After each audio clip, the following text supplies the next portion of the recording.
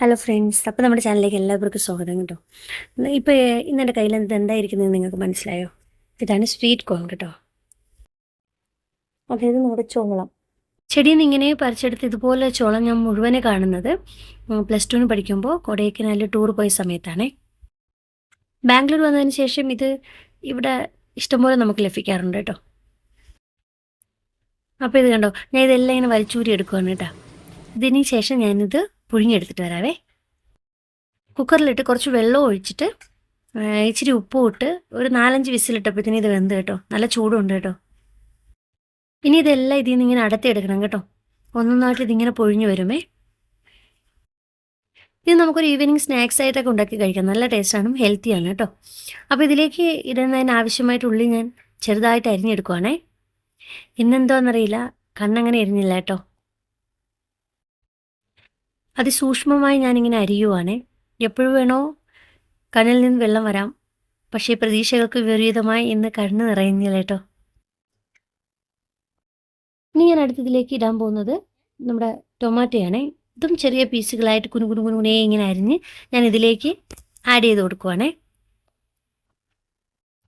എൻ്റെ കുട്ടിക്കാലത്തുണ്ടല്ലോ, നമുക്ക് നഴ്സറിയിൽ നിന്ന് ഇങ്ങനെ ചോളപ്പൊടി കിട്ടും. അങ്ങനെ ചോളം വെച്ചിട്ട് ഉപ്പുമാവ് ഉണ്ടാക്കിയത് ഭയങ്കര ടേസ്റ്റാണ് കേട്ടോ. ഇപ്പം അതൊക്കെ ആലോചിക്കുമ്പോൾ ഉണ്ടല്ലോ നാവിനിങ്ങനെ വെള്ളം ഊരുവാണേ. അപ്പം ഞാൻ അതും കട്ട് ചെയ്ത് ഇതിലോട്ട് ഇടുവാണേ. അതെന്ന് പറഞ്ഞാൽ നമ്മൾ ടൊമാറ്റോ കേട്ടോ. ഇനി ഇതിലേക്കായിട്ട് കുനുകുനുകുനുകുനേ അരിഞ്ഞെടുത്ത കൊത്തമല്ലി, അതായത് നമ്മുടെ മല്ലിയല്ല, ഇവിടെ അതിനെ കൊത്തമല്ലി എന്നാണ് പറയുന്നത്, അത് ഇതിലേക്ക് ഇട്ട് കൊടുക്കുവാണേ. ഇനി ഞാൻ ഇതിലേക്ക് ഇടാൻ പോകുന്നത് നമ്മളെ മെയിൻ ഇൻഗ്രീഡിയൻ്റ് ആണ്.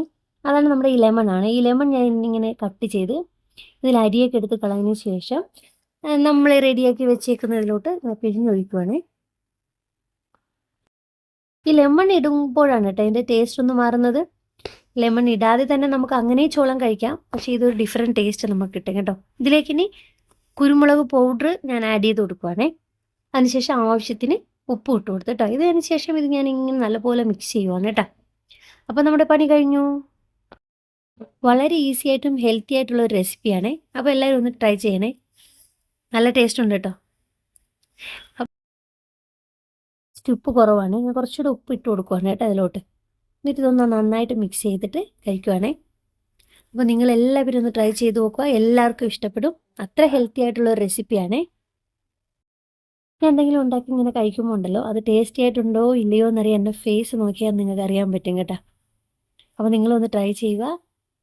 ചാനലിന് സബ്സ്ക്രൈബ് ചെയ്ത് സപ്പോർട്ട് ചെയ്യാൻ മറക്കരുത് കേട്ടോ. താങ്ക്